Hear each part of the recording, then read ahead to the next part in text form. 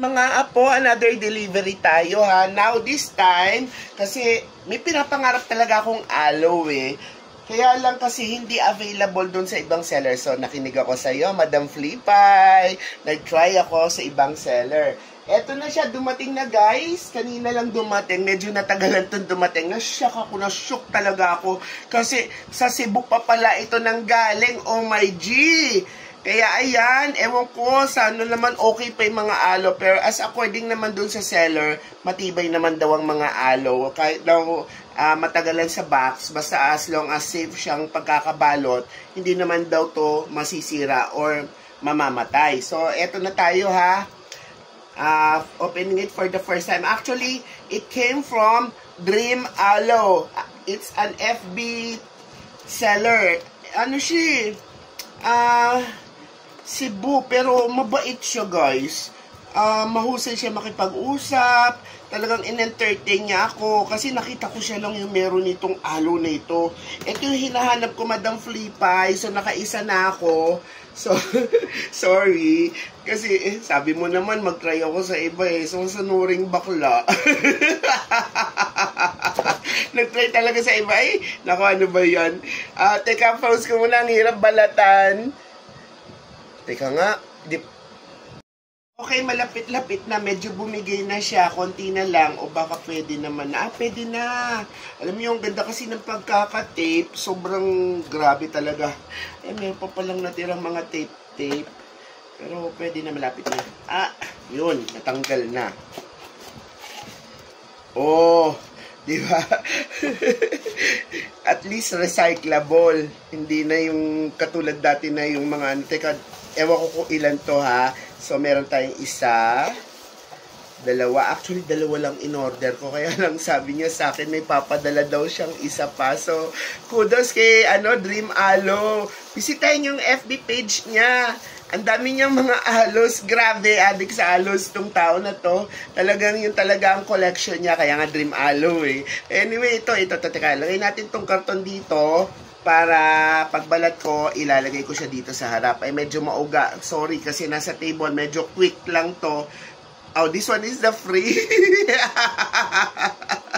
Unahin natin ang free, syempre. Nakaka-excited, di ba? Kasi in-order ko to birthday ko, kaya may free ako. Nakaka-touch naman. Sometimes yung mga gantong mga seller, nakakatuwa, si Madam Flip ay nakakatuwa din. No? Kaya, naku, support na support talaga, maximum level. Alam nyo, ang dami-dami nilang likers, ang dami-dami nilang miners. Kaya siguro sila successful in life is kasi they make everybody happy. Oh! Nakita ko na sumilip na yung dahon, guys. Gundo! Oh, look at that. It's very healthy. Yung root system niya, napakaganda. Tingnan nyo, oh! Anong Teka. Ay! Ayan. Naku, nagka-uga-uga. Ayan, no? Tingnan nyo, ang ganda. Diba? Mapula-pula siya, guys. Ang ganda ng roots niya, oh. Oh, ano masabi nyo? So, buksan natin yung iba, ha? Dito ko muna. Ay, hindi rin pala kita. Kala ko pa na makikita. So, this one is Dream Aloe Red Lava.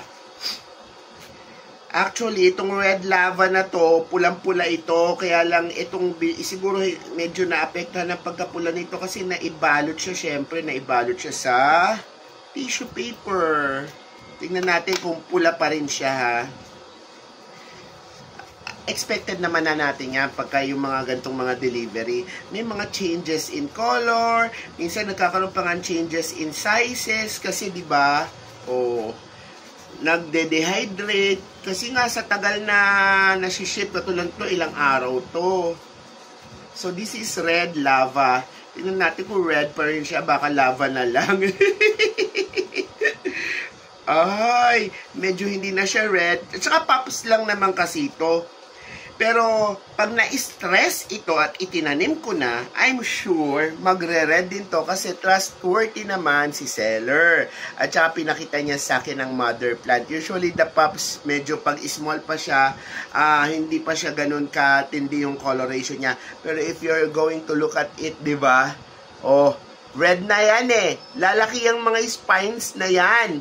Tapos magre-red yan. Ang ganda. Ang lalaki ng spines niya sa mother plant. Ang lalaki ng spines niya. Tapos red na red. And last but not the least, ito talaga yung pangarap ko. Teka nga, tayo ko to, try ko ha. Para makita ninyo to, di-display ko syempre, di ba? Oh, wait lang. Ayan, o, di ba? Kita nyo na.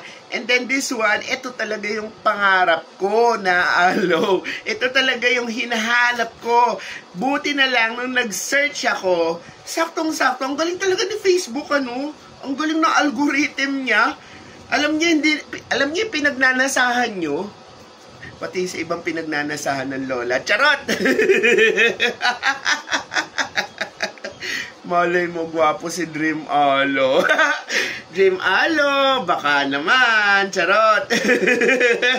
Oh, ito na nga siya talaga, promise. Alam nyo, ito yung mga Christmas aloe na tinatawag. This one is Christmas sleigh. Although small pa siya, madali lang itong lumaki, promise.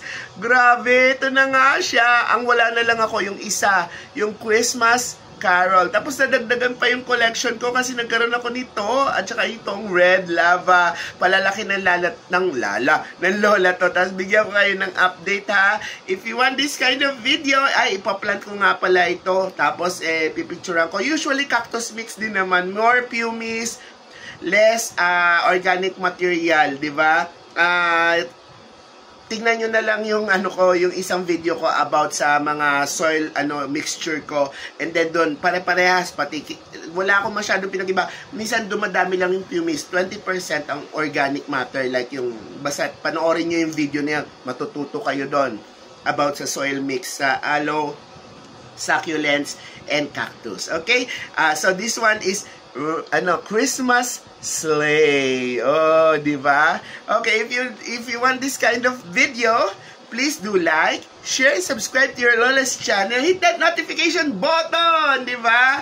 And kung kayo nasa ibang mga platform, please, it's always your Lola with an H, L-O-L-A-H, Bong Lim here saying, happy plant, happy life.